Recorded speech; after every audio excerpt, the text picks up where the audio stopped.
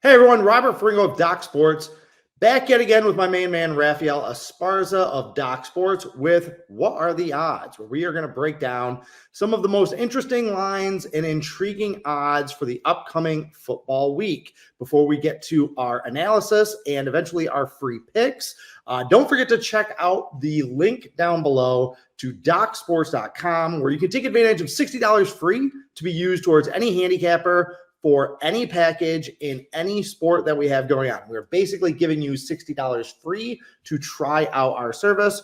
You are welcome. Hopefully we can give you some free play winners as well. But Rafael, before we get to the free play winners, we're going to start in college football with one of the odds, side and total, that jumped out at both of us. And that's in one of the biggest games of the Big 12 season. Oh, wait.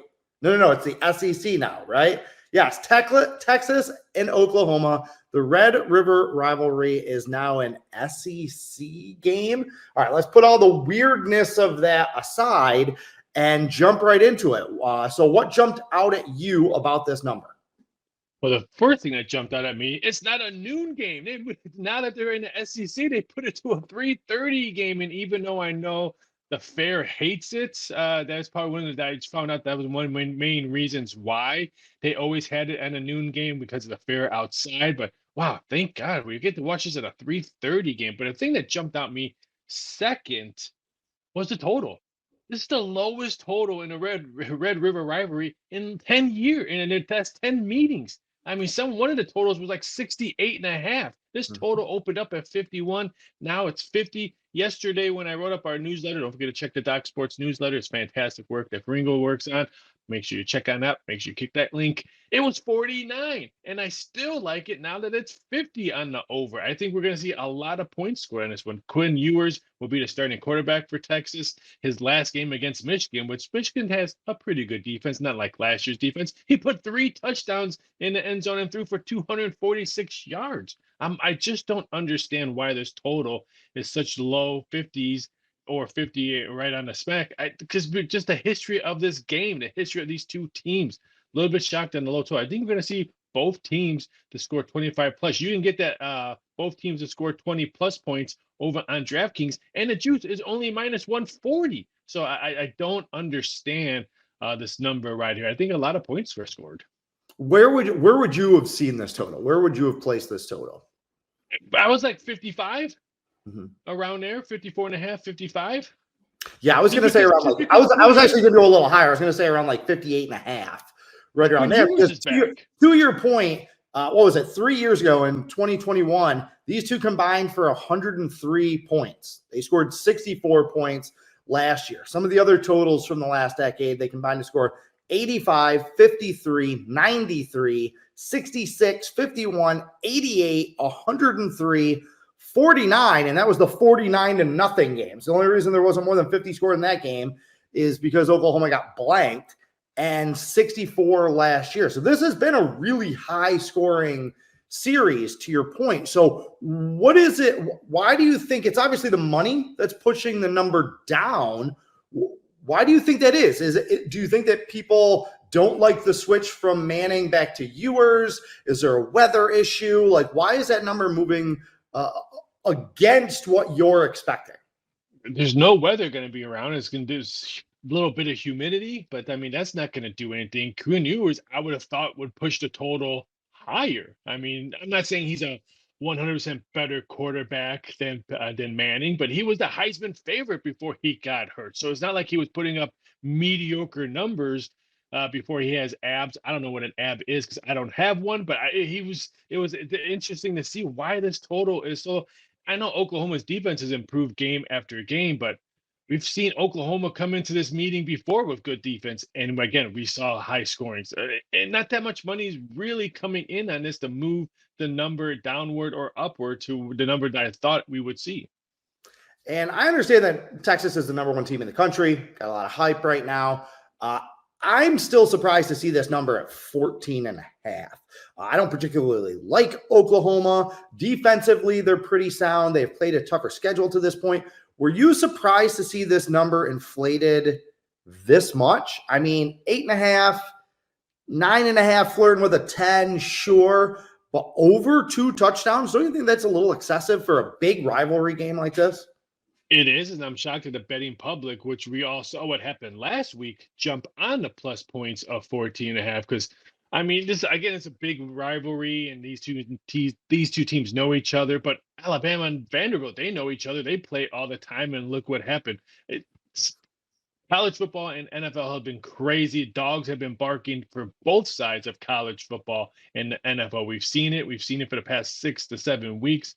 I'm a little bit shocked that even at half a point is huge at 14.5. I can see 14. All right, Texas #1. Maybe we'll see a higher offense. Ewers is back. I can understand that. But at 14.5, that's a big, big half a point. Yeah, the underdog is 6-4 against the spread in the last 10 between these two teams, and double-digit underdogs in the Red River rivalry are 4-0 against the spread. You don't see it often that one of these teams is a double-digit underdog, but the dog has covered 4 straight. And I remember one of the years that not too long ago that Texas won outright, I believe, as like a 13-point underdog. So Oklahoma only lost by 10 points against Tennessee. Now, Tennessee lost last week. I know, I understand. But it shows that Oklahoma has played against a high-value team, against a high-end, high-skill team like Tennessee, and they didn't get run out of the building. I understand it was their building. It was being played in Norman.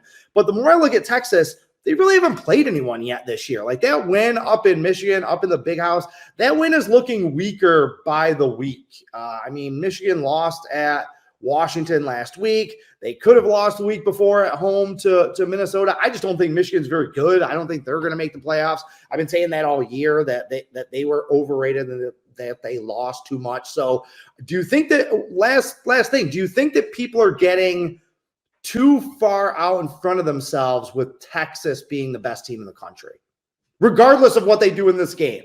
Do you think that Texas has become overvalued? I think so, but again, I'm going to retract from last week. Last week, Alabama was a #1 team, and they didn't look like the #1 team. Could we see something similar to that with a team that knows each other so well? Granted, they're in the SEC, but these two teams have battled each other year after year after year. It wouldn't shock me if we see something weird at the Cotton Bowl on Saturday afternoon, not early afternoon. All right, the next game that jumped out at me when I looked at the board was Kansas State at Colorado. I hate just fueling the flames that is the Coach Prime hype machine, but this number jumped out at me. I have to admit, Kansas State preseason Big 12 favorite, them and Utah. They are playing very well. They hammered Oklahoma State the last time that they took the field 2 weeks ago. Both teams coming off the bye. Colorado, I feel like we still don't really know who they are, what they are. Are they good? Are they overrated? Where are we at? So Kansas State being the 4.5-point favorite here, and that number starting to come down. What do you make of that, Raphael?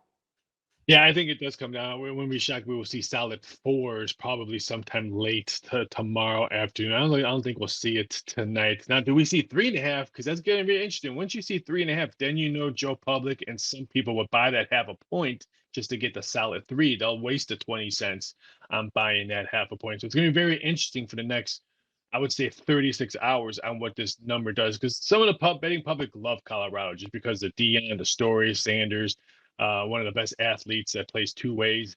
I can't think of his name off the top of my head. Heisman favorite. Travis Hunter. Thank you, Travis Hunter. It's going to be very interesting what this number does. I think if K-State can run the ball and keep that offense of Colorado sitting there watching the game, it's going to be a totally different, because I don't think Colorado has faced anybody that can run and establish the run and establish the clock like K-State. I agree with you. That's kind of the big matchup on both sides of the ball, right? Is that Kansas State is ranked 101st in the country against the pass, and Colorado has the #9 pass defense in the nation. So Colorado should be able to feast on that weak Kansas State pass defense. However, Colorado's defense, number 88 overall, number 80 against the run. We know what Kansas State can do on the ground. So could you see this one devolving into a shootout? I thought we were going to see a shootout last week when K-State played Oklahoma State, and that wasn't even close to a shootout. What, they win by 22 points, K-State, and That's why I'm leaning more K-State than I am Colorado, because I was so impressed on how they were able to run the ball last week against Oklahoma State. That's a big win coming to a game like this. And hey, you know what? Big win. We started off the season with or started off the conference with a big W, double-digit W. I was really impressed on K-State, even though I still think they should have maybe lost against Tulane. The refs kind of screwed that one. But after that game, I in my eyes, K-State has improved each game.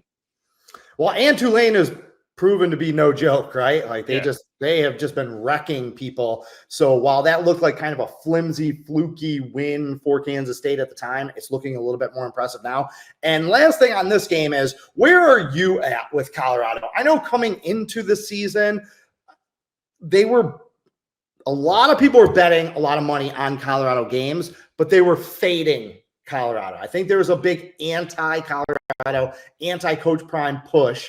Okay, it was the pendulum swinging the other way from last year, where everybody was all in on the hype machine early. We saw that go the other way at the beginning of this season, but now Colorado has covered 3 straight games. We saw their numbers get incredibly inflated, that Central Florida game being the perfect example where even I bid on that. But 3 straight against the spread wins. They're at home. They're underdogs. Where are you at with Colorado right now? Is playing with that type of style. If Colorado can play their style of game, you can't make this total higher enough. This is one of the ones that I'll say, because this one could have been one of my plays. Because I think the number is going to go upward. 56.5. Colorado can score if they're able to pass the ball and control their type of game.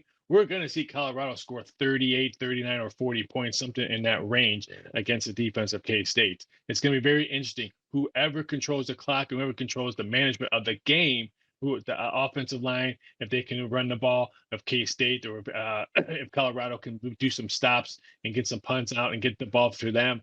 Whoever controls the game is how the outcome, I think the total is going to be. I'm impressed. I was impressed with how they bounced back. I didn't like Colorado the way they looked against Baylor. They were at home. They fought back and forth with Baylor. I'm not sold on Baylor at all, and how they struggled with Baylor, but how they bounced back going on the road. Because UCF, I know they're a new team into the new conference, but it's a tough place to play at UCF. So I was more impressed with that road game than I was that home game against Baylor.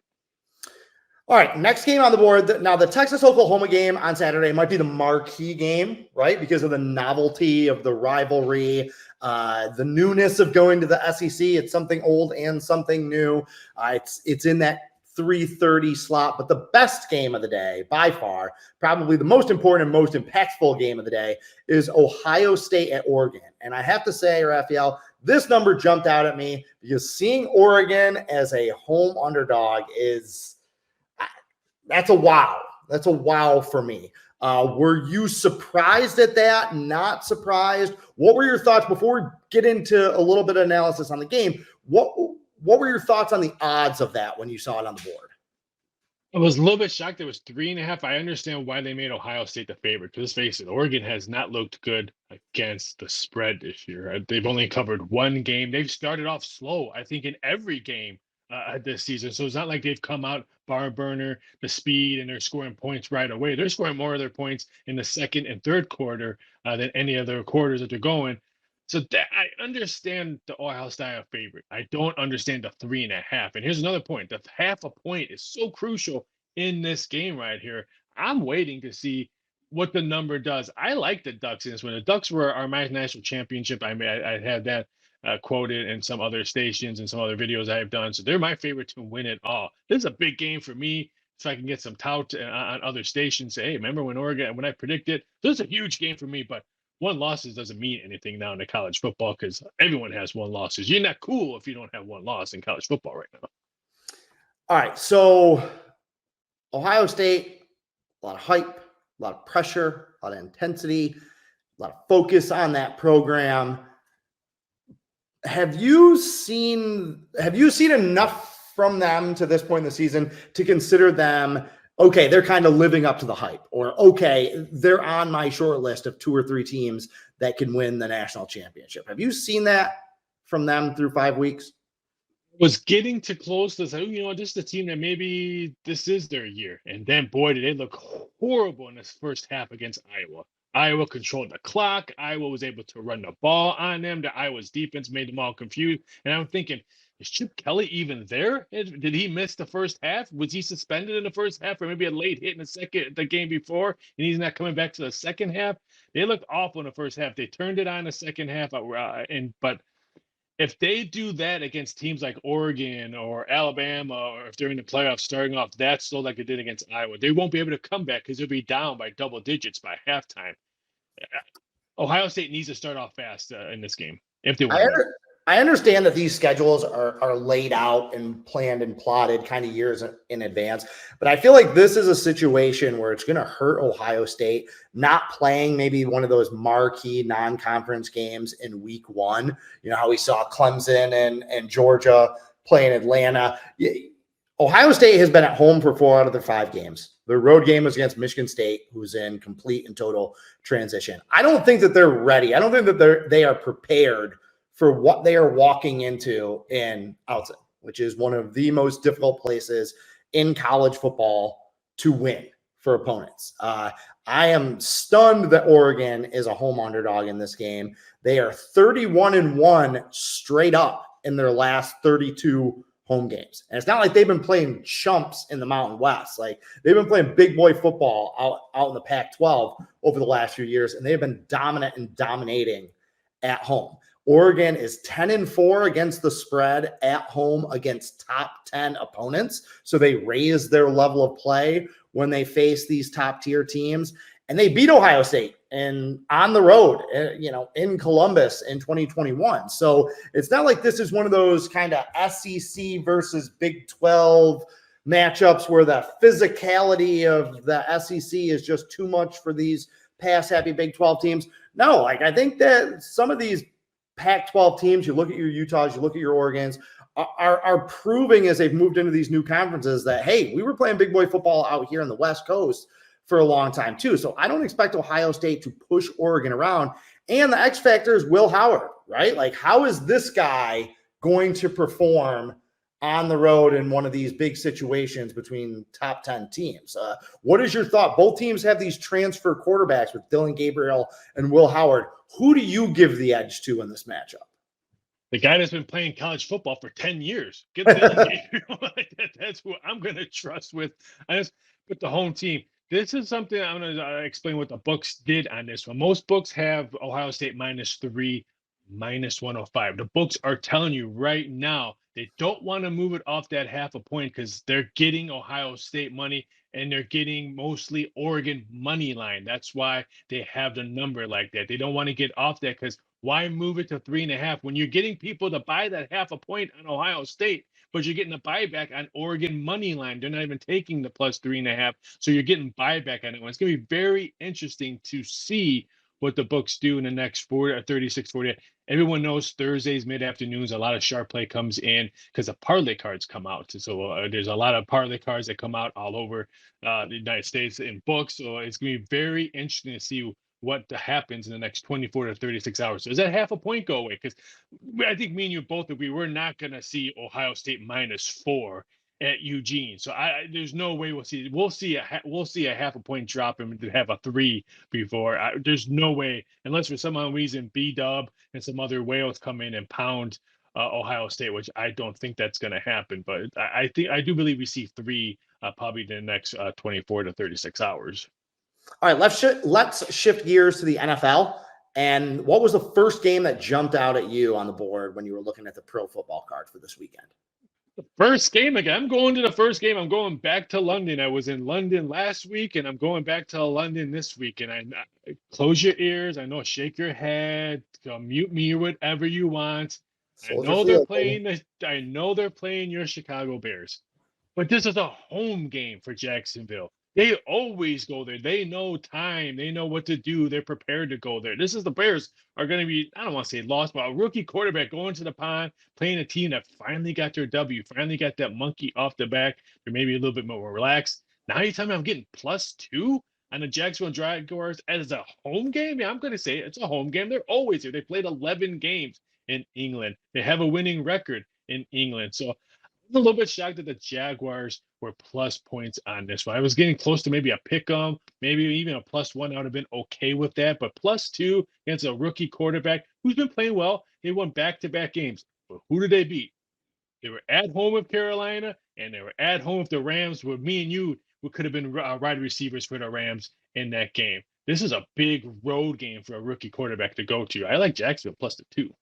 Yeah, I couldn't agree with you more. This one's definitely going to find its way onto my card in some form or fashion. I don't think Chicago should be favored in this game either for all the reasons that you just said. Jacksonville has the familiarity of being in this situation before where it's not just their rookie quarterback. It's unfamiliar for the whole team, for the coaching staff. I don't trust Matt Eberflus to be hyper organized and have his team on a good schedule for this week and being able to handle the distractions that come with this. I think Chicago is a little fat and happy right now after that win over Carolina. Carolina, I have them as the worst team in the NFL right now. So I wasn't super impressed with that win. I'm glad the Bears did what they were supposed to do. They did what good teams do when they play bad teams last week, is that they didn't leave it. They didn't let Carolina hang around. They knocked them out early. That's great to see. Now, Jacksonville's a mess. They are. They are playing terrible football, particularly on the defensive side of the ball. So this won't be one of my top plays because of that. But I think that if you had told both of us, if you had told anyone really, say 6 weeks ago before the season started, that Chicago was going to be favored over Jacksonville in London, we wouldn't have believed you at first, and we would have jumped on it second. So, I'm going to stick with that initial assessment, and I don't think that the Bears should be favored in this one. What if Jacksonville didn't struggle in the late third and fourth quarter, and let's say they did win by double digits, which they were winning double digits in the fourth quarter, and then pretty much blew that away and had to kick a field goal to win that game? Will we see 2.5, or do we see a lower number on this one? I would have been very fascinated because I do believe the books were going to put up -1 until that collapse in the second half, or I should say the fourth quarter of Jacksonville. So it would have been very interesting to see what the number would have been right now if Jacksonville would have hold on that double-digit lead in the fourth quarter against the Colts, even though the Colts stink in Jacksonville. They haven't won a game forever in Jacksonville. Well, and that was the same Colts team that beat the Bears not too long ago. Right? So Jacksonville beat Indianapolis, and the Bears lost to them. Now, I understand that doesn't work, that modus tollens doesn't always work in football betting, but it gives you an idea that I agree with you. I feel like that this number is very reactionary, okay, versus the next game that we're going to talk about with Washington and Baltimore, where I feel like that number was kind of firmly established, kind of no matter what happened. Like if Baltimore even had lost in overtime last week rather than won, I still think that the spread would have been around 6 for this game. Maybe we would have saw 5.5, 6, but it wouldn't have been a monster swing versus the Bears in Jacksonville, where I feel like what has happened in the last week or two has way over influenced this line. And we're seeing kind of 4 and 5 point swings of what we anticipated that number to be a few weeks ago to where it is now. So yes, value on Jacksonville, but in that Washington-Baltimore game, we have the Ravens, we have them at home, we have them as big favorites. We saw what they did at Buffalo just a couple weeks ago at home. Washington, sexy up and coming team. What's your take on this? Were you surprised with how well Washington's playing offensively, that they're still this big of an underdog?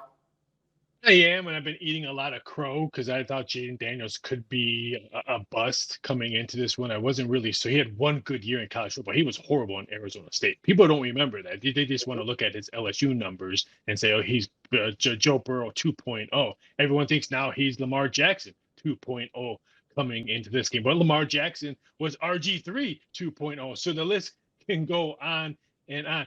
I'm more impressed with the offensive line of the Washington Commanders, not Jaden Daniels, because that offensive line, they must have been practicing all spring and summer long about how his mobility and how he expands the pocket. Because that offensive line, if you watch Washington play, once he leaves the pocket, the offensive line is with him out of the pocket to block him. So I think that's a big key. No one's looking at it. I think the offensive line should get more credit than what Jaden Daniels is doing. I like watching this Washington team. I think it's way too many points. We all know the underdog 5.5 or more in the NFL right now is 19-5-1. So I don't know if I'm going to play this one because I can see a chip on Lamar Jackson's shoulder. Say, hey, this kid's going to take my limelight. They're calling him my version of 2.0, and I love the way they were finally using Derrick Henry. How can this guy be so big and outrun DBs? It blows my mind every time I see Derrick Henry. He could be a big factor that we could see a Baltimore double-digit victory.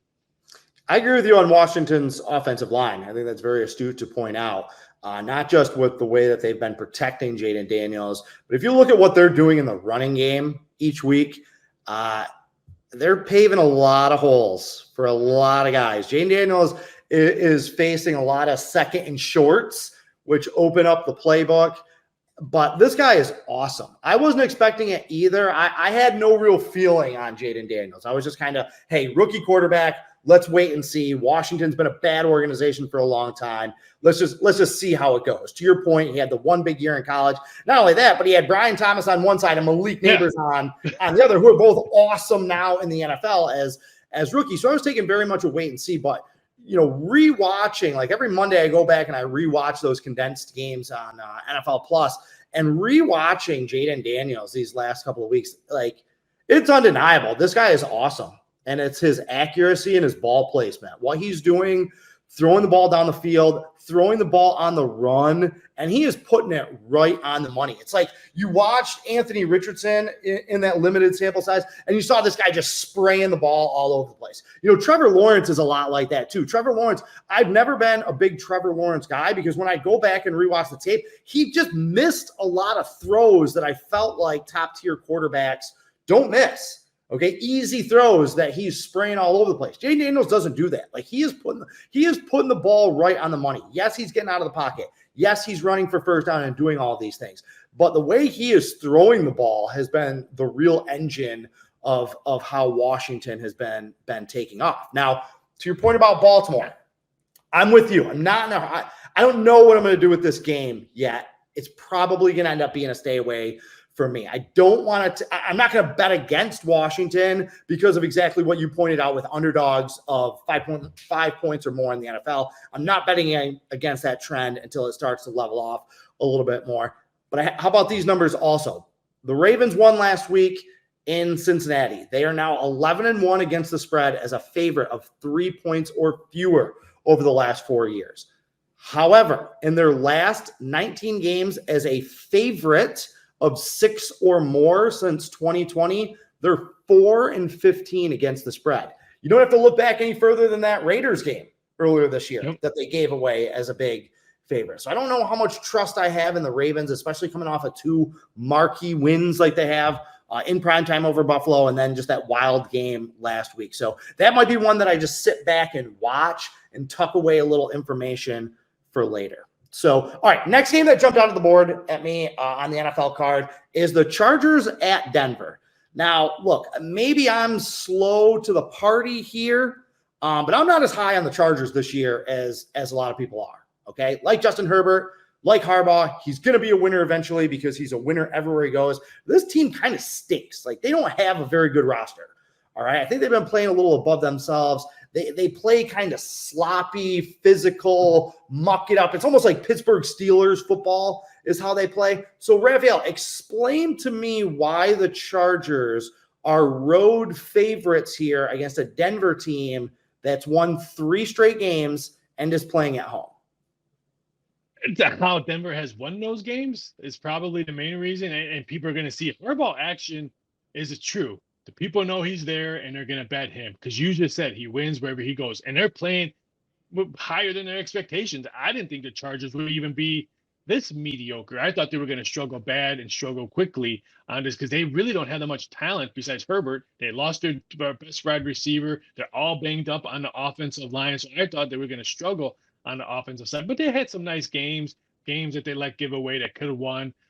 But maybe in the 1990s, Nike was correct. Maybe Bo knows football. I mean, Bo Nix is improving just like Caleb Williams. Week after week, he's looking better and stuff like that. And I like his charge. I like how he was fighting with Sean Payton on the sidelines last week. Showed that, hey, this rookie knows, maybe he knows what he's seeing out there, and Sean Payton's still in his old ways, and he's trying to correct him. I like the fight on this one. This is going to be very interesting. I want to see what the line movement goes in this one because I like Denver in this game. They're playing with a lot of confidence right now, especially on the offensive side. And we know the Broncos are always going to have a nice defense. Man, not a top defense, but they're always going to have a defense that's going to be there. Right now, their defense is playing at a very elite level. They're top 5 in a lot of categories, like third down percentage, red zone defense, total defense. Their defense is carrying them. But you know what? That's fine. That's okay. We see a lot of teams win football games like that, where the defense takes care of business and the offense takes care of the ball. So as long as Bo Nix does that, and there's nothing about this Chargers defense that scares me. I understand they have Bosa, they have Mac when, Bosa's not hurt. But other than that, what those two have done? Those two have done nothing this year. You don't hear about them. Yeah, like there's nothing about that defense that really scares me. This is another one that's definitely going to be on my card with Denver because I just don't think that the Chargers should be favored on the road in this game at all. They've lost 2 straight. Their wins have come against Carolina and the Raiders, 2 teams that stink. They're coming off a bye, favored off a bye on the road. Against a hot team, as you pointed out, a team that's won 3 straight and is now playing with confidence and momentum. They're buying into Sean Payton. They're buying into Bo Nix. Maybe the Chargers will come out and win this one 17-10, and I'll be wrong, but it doesn't change the fact that they shouldn't be favored. And then that brings us to the last game we're going to talk about. Talk about teams that shouldn't be favored. Raphael, explain this one to me, okay? You are the odds maker. We're here talking about the odds at What Are the Odds. Explain to me how the Cincinnati Bengals are 3.5-point favorites at New York. First of all, explain to me how this is the 8 o'clock game. How did this get into prime time on Sunday? So that first, but why and how are the Bengals favored in this game? I want to know why this game didn't get flexed. I thought there was a flex. Get this game out of on Sunday night. The only thing it's good for is I'm going to catch it on my HBO The Penguin Show. I am not going to watch this game live. And I totally agree with you. I don't understand. I can understand why if the Bengals were maybe 1-point favorites or 1.5, but a 3. I know the Giants had some, I don't want to say lucky wins. They're playing nice. Danny Dimes had a really nice game. He's not throwing picks like he was all last year, and they're able to run the ball. I think the offensive line is playing a little bit out of their head. I thought they were going to have one of the worst offensive lines, or second to worst. New England has the worst, and New England will always have the worst all season long. But I thought their offensive line would be one of the top worst.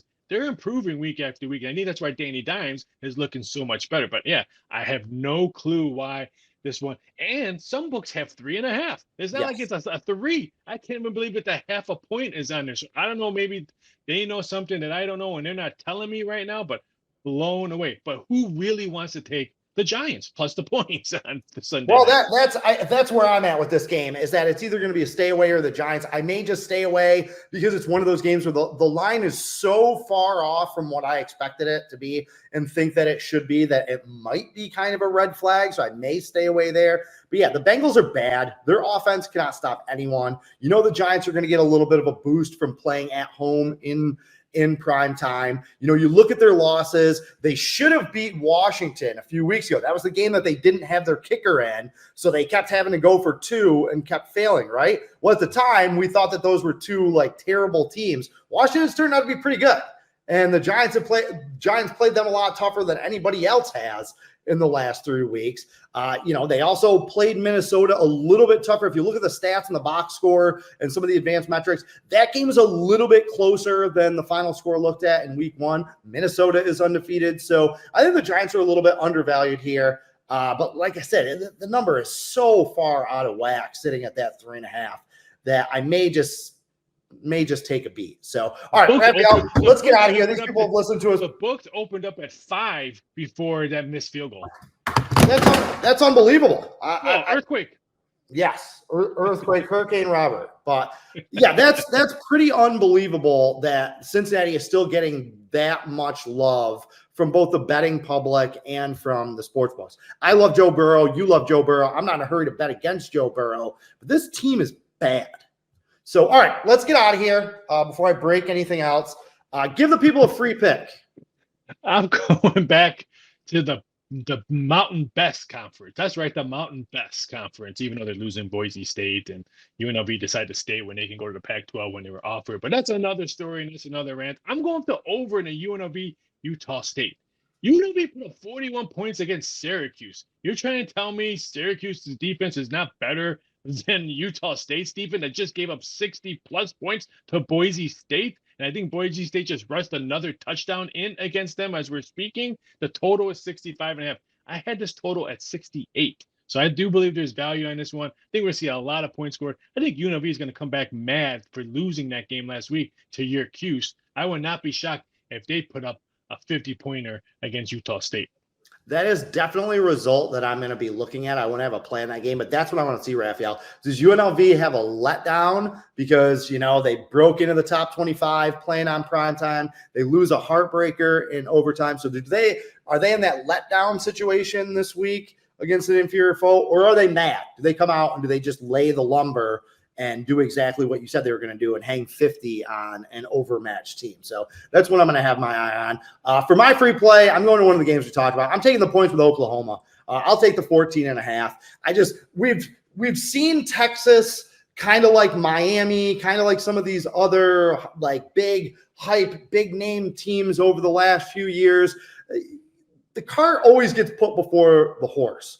Okay, like Texas has got to prove it to me before I believe that they're the number one team in the country and before I believe that they're a true national title contender, because these are exactly the types of games we've seen them throw up on themselves in the past. Oklahoma is going to come to play. I don't like Oklahoma this year. I don't like their offense. They don't move the ball, but defensively, they are solid. They've had 2 weeks to prepare, maybe get some wrinkles ready offensively, maybe see some trick plays, because when you're that big of an underdog, you're kind of playing with house money, right? You can take some chances that maybe you wouldn't if this game had like a 3 or 4 point spread and was between two evenly matched teams. So I'm leaning on history here where the underdog has just had success in general in this series, and that double-digit underdogs are 4-0 against the spread in this series. Underdog and over, so I'm with you. I can see a higher scoring game in this one. I think Texas wins, but I think Oklahoma pushes them to the limit. So all right, he is Rafael Esparza. I am Robert Faringo. Thank you for taking time out of your day to watch us at What Are the Odds.